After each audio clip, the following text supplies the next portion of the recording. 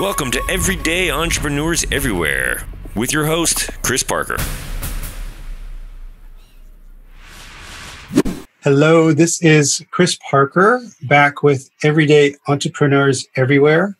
Kirk and I worked in 2018 on a data science and data privacy company called Pretty Good Knowledge.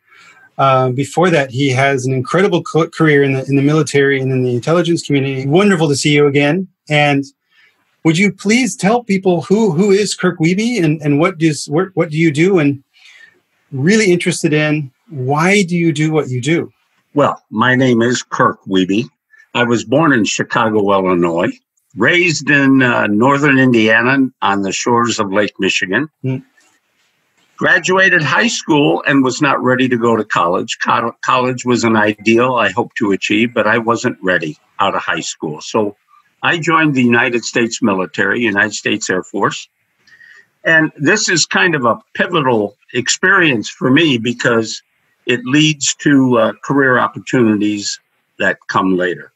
And that is the Air Force sent me to Indiana University to learn Russian language. Why?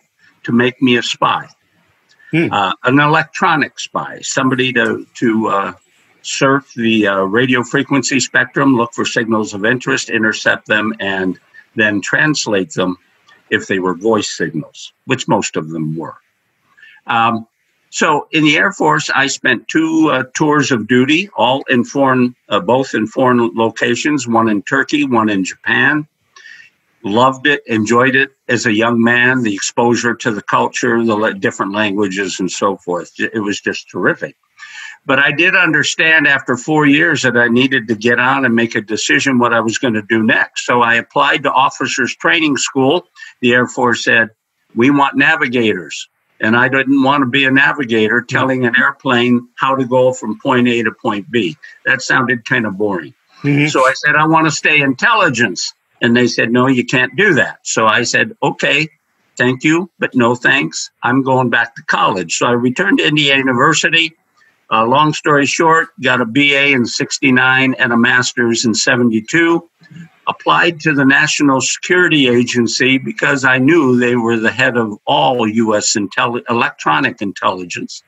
And they said, when can you begin? And I said, now, and began a more than 32-year career in that career field with National Security Agency, and then some subsequent work with other government agencies, solving big problems that were high priority, usually for Department of Defense. Can you tell us some top secret stuff right now? No, I can't. I would love to. Yeah. But my non-disclosure agreement with the government is continuous. Well, that's something that I've enjoyed because while working with you and Bill, Benny, and meeting some of your other colleagues from that time, that when we start getting near something that might be sensitive, well, that is that little grin that comes on your face that's, okay, these guys aren't going to talk anymore. And so I'm always curious what's behind the grin. But even moving forward through your time with the National Security Agency, and there is a movie about this, A Good American, amongst others, that sort of outline the hows and whats. But after that career and loyalty to the U.S. government, can you just give us very briefly what happened, I think around 2001, 2002, why you decided to walk away and pursue a different path? Yeah, this is important. It's an important life event, probably the biggest life event in my life, I think. We discovered in 2000, right after 9/11, which should never have happened, by the way. It should never have gone undetected by the National Security Agency or the intelligence community. It's a shame that will forever live on the reputation of the intelligence community.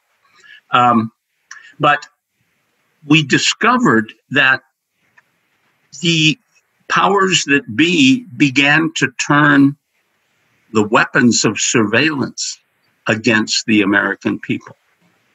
Now, imagine this. The U.S. is sucker punched by foreign nations, Muslim terrorists, if you will. And we begin to spy on Americans. Is that congruent? No, it doesn't seem to make sense. And so I do believe there was another agenda here. Never let a good crisis go to waste to attain ever more power to get into the lives of individuals. And that's what's happened. Well, when Bill Binney and I and Diane Rourke of the U.S. Congress and Ed Loomis, fellow colleague from NSA, found this out, we, the three of us at NSA, walked out, basically handed in our badges and said, we can't support this. Mm-hmm. It's against the very Constitution that we swore allegiance to protect against all enemies, foreign and domestic.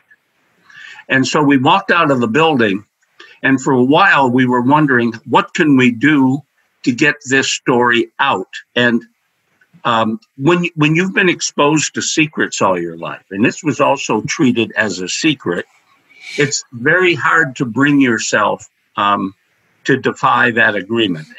But we were finally advised by a lawyer, a constitutional lawyer, that the best way to go was to make the story public.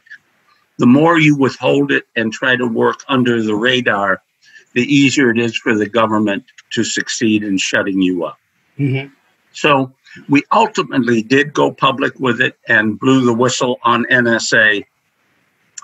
And the thank you we got for that was a raid by the FBI in 2007 that appeared at each of our houses, about a dozen agents, at 9 a.m. Eastern Time on 26 July 2007.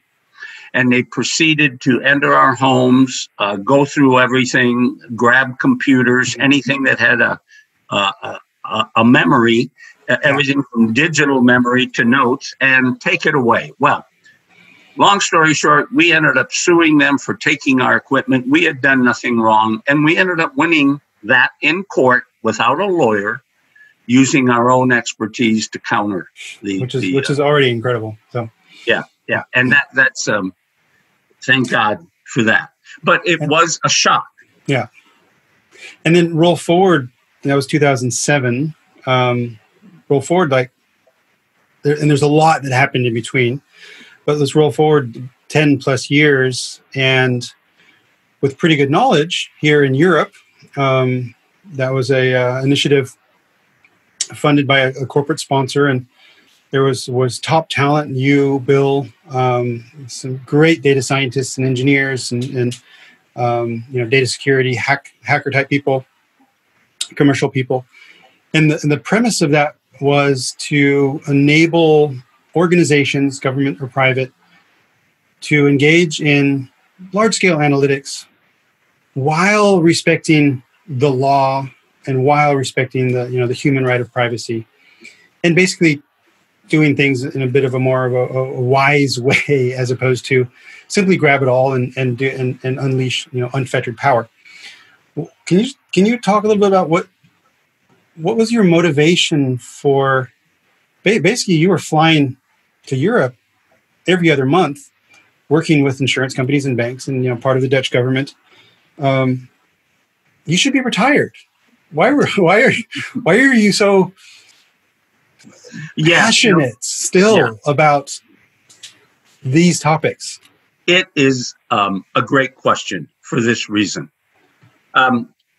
Although we attempted to blow the whistle on the wrongs being done by the U.S. government's intelligence community in surveilling Americans and innocent people all over the world, not just Americans,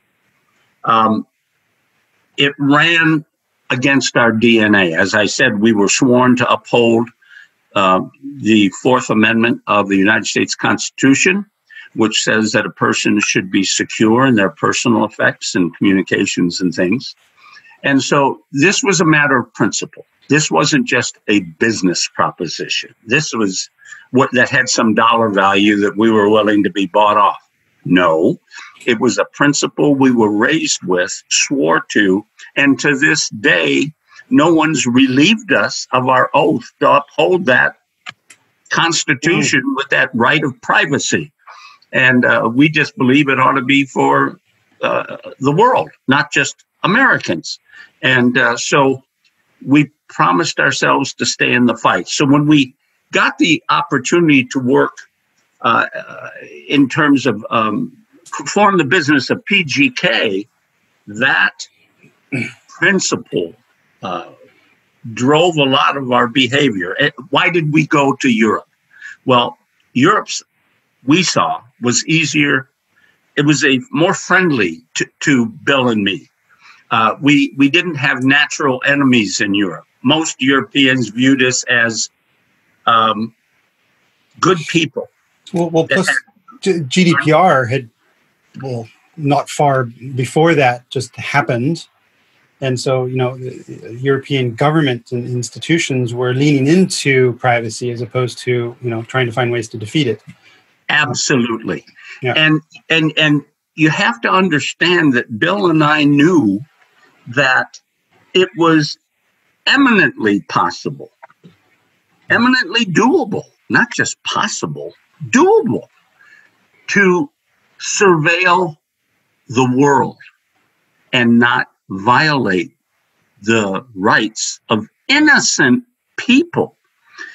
Throughout the ages, law enforcement people have focused on people who are either bad or suspected of being bad. Mm-hmm. You should not include that to mean innocent people. Why would you do that? You end up wasting your time. So from a practical business approach, it's stupid to surveil a bunch of innocent people and spend that time and money. So we knew how you could recognize probable cause, an essential principle under our Constitution that enables a court, if you demonstrate probable cause, to reveal the identity of a person and their papers to law enforcement people. So we wanted to apply that in data.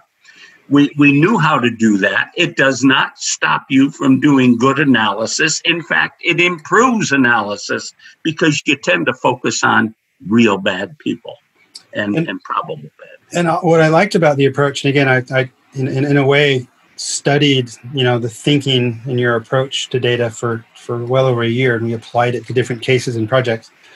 I'm still deeply saddened that we were not able to productize it and find something scalable, but what we also weren't able to find a lot of organizations that had the data maturity and the data availability to actually really put this to use. But that's happening more and more every day. So currently I'm working, as I shared with you, with a Dutch bank using some of these principles and architectures in order to improve their data capabilities, because it's completely transferable. But since PGK, you again, I have not gone to the golf course. You're still going for it. You two things that I know of you're working on. One is you occasionally present and speak at universities about ethics and data.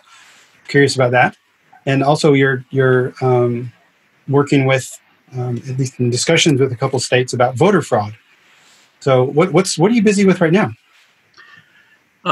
Still doing ethics and still looking at opportunities to help identify voter fraud. The frustrating thing is, whether it's ethics or voter fraud, it is hard to find a clear path forward, either for political reasons or managers that don't quite understand the role of ethics. Indeed, in many schools, ethics is either not taught or it's an elective. It's not mandatory. And my way of thinking, it should be mandatory. Here's why. Anything in life requires you to make judgments about what you're going to do. And what you choose to do begins to define you and your character. You can choose a life of crime, a life of deceit. I don't care, big scale. You can do small stuff. You can be a pickpocketer. You can go rob banks. You can even murder people. Or you can choose a life that's respectful of others, at least initially, until people prove you wrong, that they themselves are bad, and then you make a choice not to affiliate with them. So we make choices in life. And it defines us on what we want to be. And we can make conscious decisions about what we want to be. So it's within our own sphere of influence to make those decisions. Now, ethics,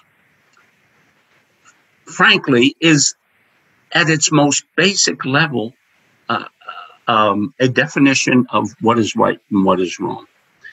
What's happened, however, in society, and I think even globally with diversity and the mixing of cultures and folkways and mores from all over the place, it's less clear about what's permissible and not permissible in the workplace. So the proper application, the appropriate application is for businesses to define ethical behavior. Mm-hmm. What's their do not do list? Do not do this, do not do that. And if I were an employee or someone looking for a job, I would want to hear from that business that I'm talking to what their code of ethics is. Have they even thought about it? If they don't have a list, that tells you a lot.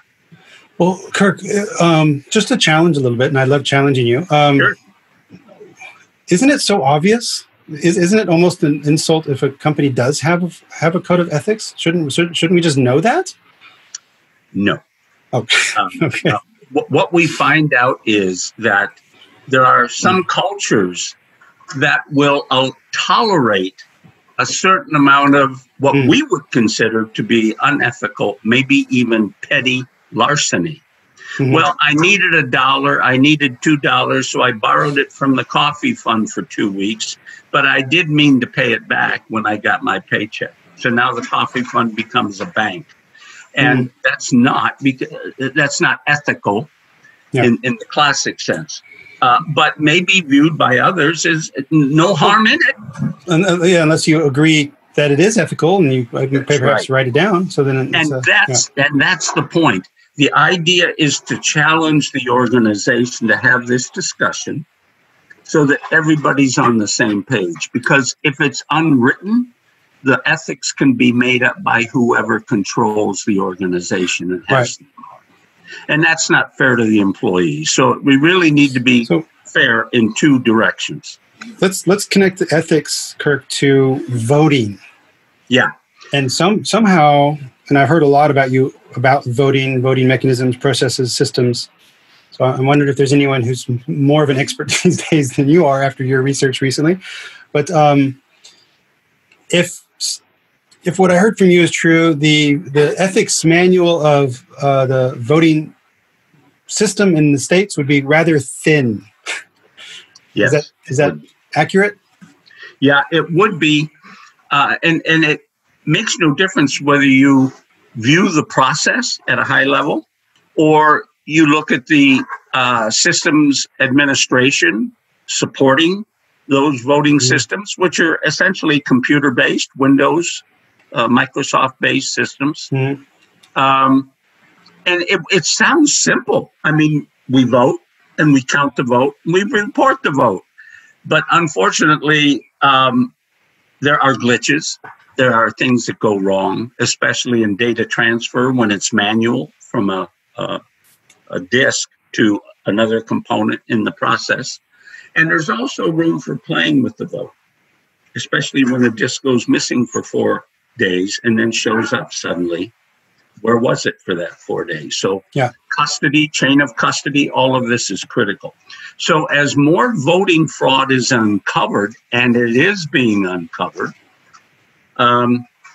there's more concern about what are we going to do. Now, the voting in the United States is controlled by the 50 states and not in unison. They each can buy whatever voting apparatus and system they want to. There are 3 major vendors that basically have a chokehold on the marketplace. And they often sit on many oversight committees. So you've got the fox watching the hen. You know, it's unbelievable. So lots of room for disorder, corruption, playing around, especially in voter registration rolls as well. So Bill Binney and I sat down, and as we learned about this and confirmed that there is a problem, And there have been major reports that I can quote for people published by third parties that verify that these systems aren't even properly maintained. Windows XP is still out there. I mean, Microsoft stopped support quite a while ago. So anyway, it's the politics of it. Some people are happy with this loosey-goosey system. Other people don't know what to do. It's a second thought. These machines and voting process is not well funded by the states. So the federal government often has to bail out the states with extra funds. But the federal government has no role in regulating it. So we've got 50 entities all doing it slightly different. Nobody's particularly healthy, some doing it better than others. And so we are considering developing a way to replace the existing process with something much simpler, much more secure, tamper-proof, verifiable. But that'll be in the future. That'll be in the future. So if there's someone who's involved, even internationally, with voting systems, voting security, it even comes down to societal trust. Yes. So because if we as citizens in any country, I think, don't have that trust of the transaction of the vote, then why vote? Because it's already it's your only chance to voice your opinion. Yeah, and it should be sacrosanct. It really should be. And so, without going into the design of the solution, imagine a head of voting of a European nation state called and said, "We want to secure our voting." Is that going to be like 5 to 10 billion in investments or something else? No, I think the initial part is to get it designed. Yeah. So the cost, I think, is up front in the design. But once you design it, the replication and deployment is pretty easy to do. Yeah. So it should be low cost. It should not be high cost. Yeah, exactly. So that's what I've always been impressed with. What you guys do is and maybe that's where we went wrong with PGK a little bit, is we weren't trying to sell software for high, software sales. It was like, well, actually, we can do this pretty easily, and it almost became disinteresting because it wasn't a big enough of a budget hit to. So my suggestion to you is, Kirk, based on our experience, take whatever the price is, times it by 10, and people will buy it. So it's funny you say that, because I had a guy with a lot of experience at the Pentagon say to me, whatever you think is the honest figure, multiply it times 5. Yeah. Same sort of idea. So, Kirk, you have been a bit anti-establishment, for quite some time, and even raided by the FBI unjustly. How do you keep going? You and I have had some time at the gym here in Amsterdam, with a trainer, keeping our bodies, in shape a bit. I miss those times. We've also had hamburgers and other things to balance that out. But how you as a person, as a human, and this is a question for any, entrepreneurial spirit, someone who's, pushing that boulder uphill. How do you keep going? What is your trick of keeping your energy flowing? Part of it's my nature. I can't sit idly and do nothing, and I can't just play solitaire. There's no reward in that, and so I have to be immersed in something. It doesn't have to always be noble, but it should be something hard and worth doing. And it's not always financial. It's more about principle and achieving, and it's very centered on mankind and doing something worthy and leaving something behind. So that's what keeps me young. It keeps me going. And even though I know the next 10 chances may fall through, you never know what's going to happen. Yeah. Yeah, you got to keep knocking on the door. So just keep knocking on the door. That's right. Yeah. And one of my last questions, and I'm really, really curious what your answer is to this, is in your entire life, in your entire career, what is something that has helped you simplify your life the most? Gee,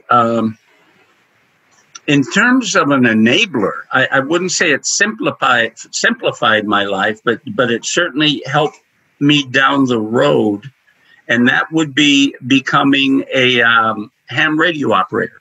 When I was very young, at age 11, I passed my first exam and was licensed to talk internationally anywhere in the world with other hobbyists, ham radio operators. The reason I say this was important, because by the time I entered the military after graduating from high school, some 7 years had gone by. So I had 7 years of radio frequency experience, communications experience, the concept of radio wave propagation in the atmosphere and the physics of all of that, and the 11-year sunspot cycle and how that affects radio waves, etc. That became golden when I joined the National Security Agency, because, of course, they're all about communications. And when I first went there was no internet. Yeah. There was no IP. Yeah. None of that. There was no TCP IP. So radio waves was everything, and switched circuits, not packet switch circuits. So it helped me in my career immensely to have that background. Well, I guess it was following your passion. Yeah. Even from then. So marvelous. So Kirk, in summary, I would personally love to work on a project with you and Bill and the others, with an organization that wants to do large-scale analytics in a very wise and respectful way. So I would invite anyone who's listening to this that says, hey, we want to do big things with data in a very simplified, that doesn't mean easy, but a very simplified and efficient way that respects the law and privacy. You're also busy with voter fraud. So anyone who's busy in that, because I would love, because I also, knowing you guys, it will not be expensive to develop this and then deploy this. It's the politics that comes into play. And I know one of your passions is actually, speaking about these choices in life, which are around ethics. So, Chris, there's one more There's one more marketplace where we could help people. If anyone is in possession of a data lake and they don't know what to do with it, we can help them decide very easily where it fits their business, where it can be valuable to make them smarter, better, more efficient. Kirk, thank you so much. Great. It's been delightful seeing you again. The pleasure is all mine. Learn more at ebullient.com/podcast.